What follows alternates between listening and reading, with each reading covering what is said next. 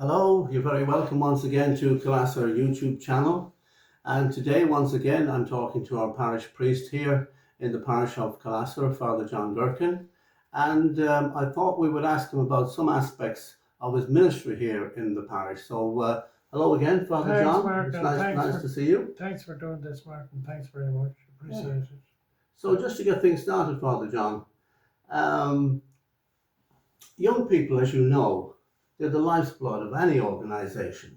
Absolutely, yeah. So, in your opinion, how do you feel that today's society impacts on our young people, for better or worse? And do you think that they have a harder or an easier time than their parents and grandparents? Well, the first part of your question is how society impacts on them. I would say it impacts greatly on them in all kinds of ways, through, especially now with social media and all that kind of thing. Um, they are being conditioned, I suppose, to think in a certain way and to behave in a certain way and to act in a certain way. And I think all the thinking is often done for them. And now you have artificial intelligence as well, so that in school even artificial intelligence will write an essay for them, even if they're not able to write it themselves. So that's a great worry in a way, because their own creativity and their own abilities, you'd wonder, will they be able to use them or how they'll be able to manage.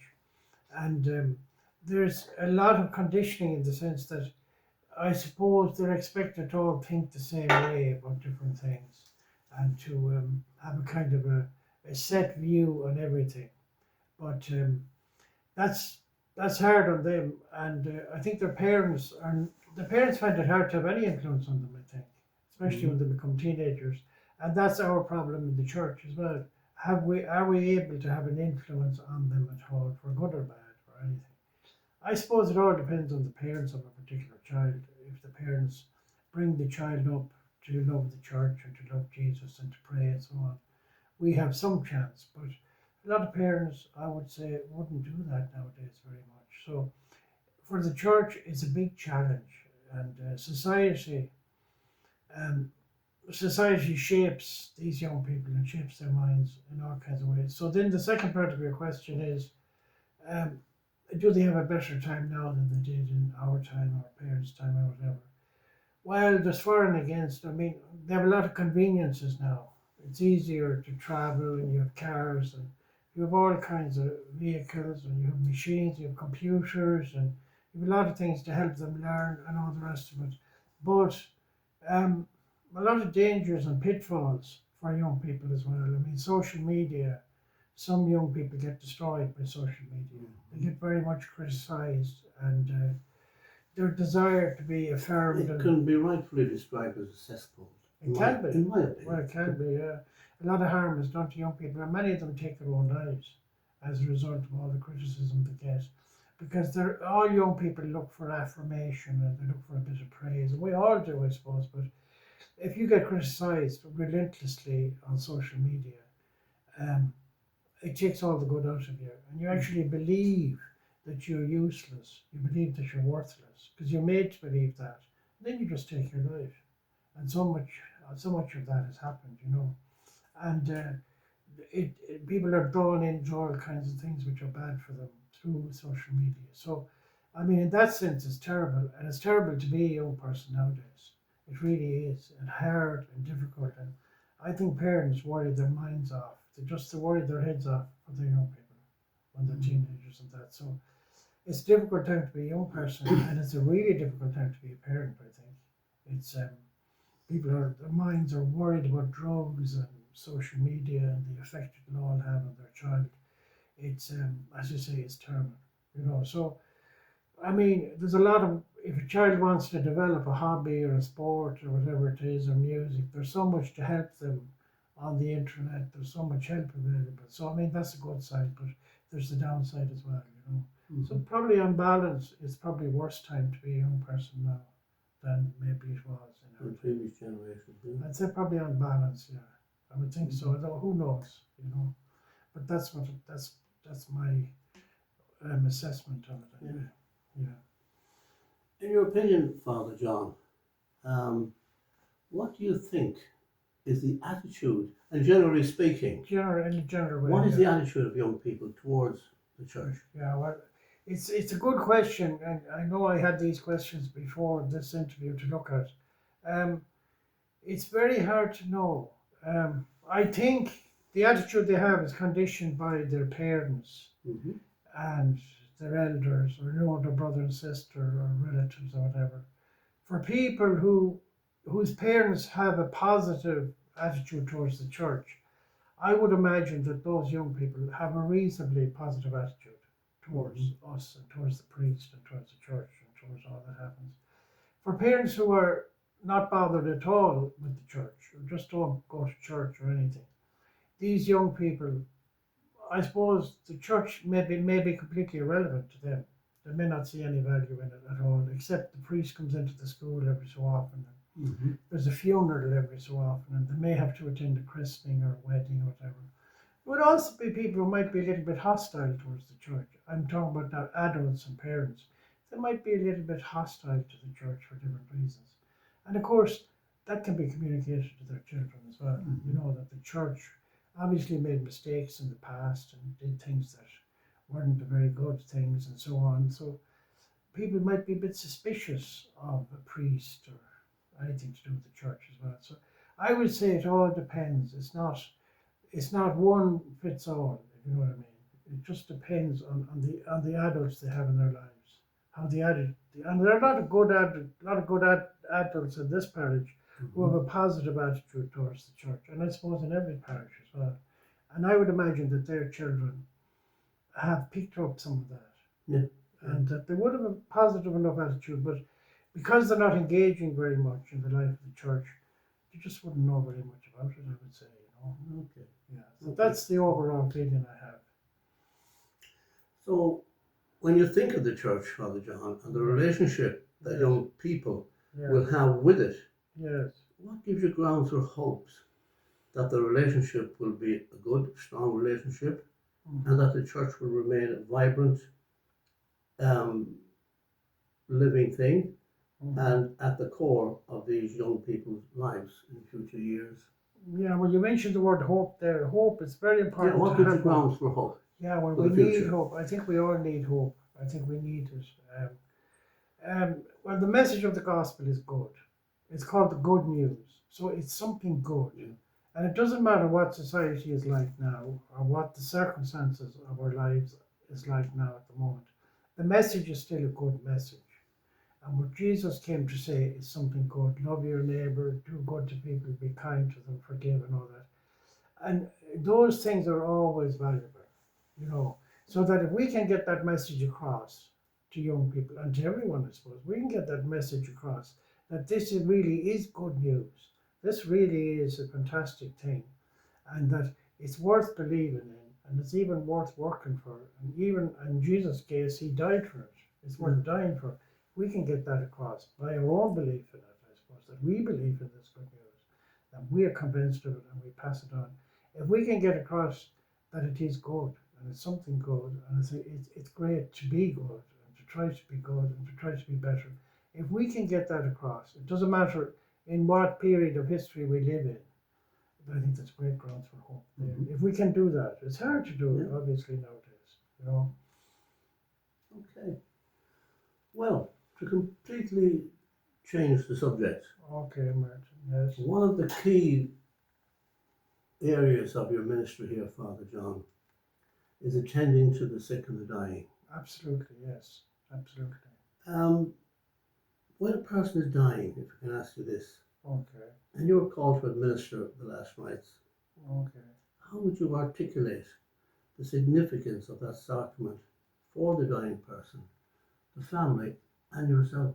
Well, one of the big things that we were told, and that I discovered myself as well from attending the sick and that, is that it's the presence of the minister, it's the presence of the priest, it's his presence there. It's that matters. What you say, I mean, you may offer words of comfort or may read a gospel or say prayers or whatever, but it's the actual presence which people perceive as the presence of Christ, really, through the priest or through whatever minister comes. it's the presence of the church through the priest or through maybe a layperson giving communion or what as well. Um, it's my presence that matters. That I'm there. That I'm actually there. I remember recently when a young lad died tragically in the parish here. That's not that long ago. 6 months ago, maybe, whatever. Um, Going to the house of the grandparents, and the big thing was to be there.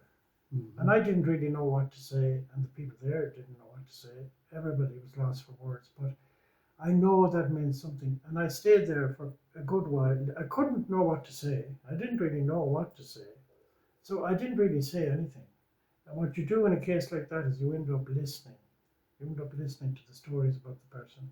And sometimes in the case of sickness as well, rather than the priest saying a whole lot of stuff, listening to the stories. Of course, somebody has cancer, they'll tell you they have cancer, they'll tell you the whole story and how it happened and how the treatment is going and how weak they feel and how afraid they might feel of dying and all that. A lot of it is a listening exercise and being present.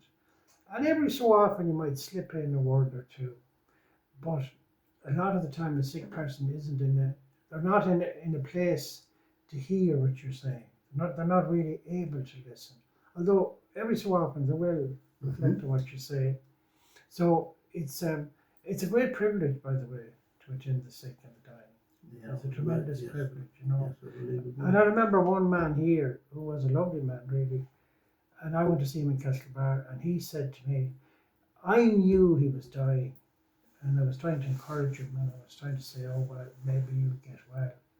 But he just said, no, I'm dying, he said. And I said to him, I said, you know, when you die, will you pray for me? Of course I'll pray for you, he said. And then he said he wasn't afraid to die. So it's amazing. Some people are very much afraid of dying, but he wasn't actually afraid to die. But it's a great privilege, and it's a big learning thing for anyone to attend the dying or to attend the sick, because also for me or for any of us, the impact is, well, you know, someday I'll die as well, and I will probably get sick at some stage, and to have patience and to try and be patient in sickness. A lot of people who are sick are patient. I suppose we even use that expression, a patient in the hospital. Yes. Whatever, you know. Yeah. So it's a whole area to talk about. We could spend hours talking about that, but it's a very much a learning experience. And it's one time when the priest or whoever comes instead of the priest, like a lay person or a deacon or whoever it is, it's one time that that person, representative of the church, that priest, is really appreciated. The amount of appreciation for what you do for the sick and the dying is incredible. So we still have a big impact there. You have. I remember my own mother in hospital, and we weren't expecting her to die, but she took a sudden turn and she did go. Now, and as it happened, there was a priest in the ward or close by who had called to the hospital to visit his own sick mother. And I think it was my wife Maria that called him in.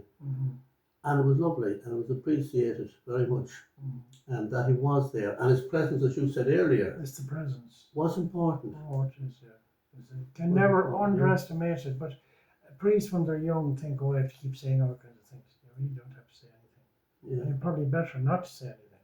That's the advice I would give, you know. Yeah. In the course of administering the last rites, is there any common questions expressed to you by the dying person that stand out?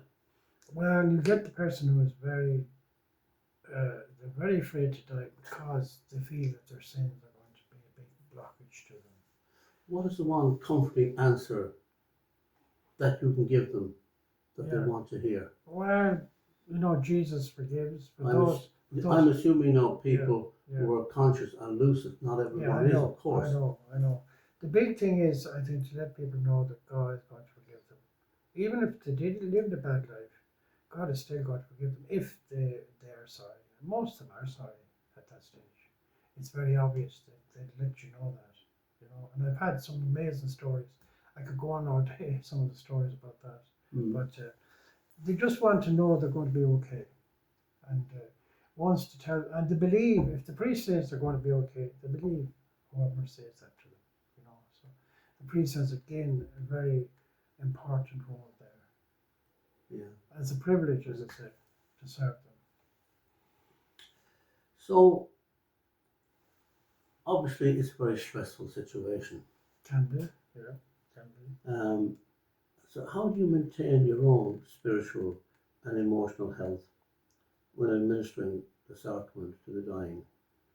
And what is, as you said, can be a stressful and a sad situation.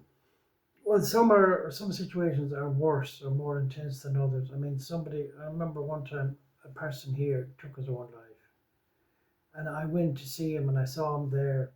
He had hung himself, and I actually saw him there in that state, and that is quite frightening and quite scary. But for some reason, I'm the kind of person that can handle that at the time. It's afterwards I kind of come to pieces, which maybe is a good thing, you know.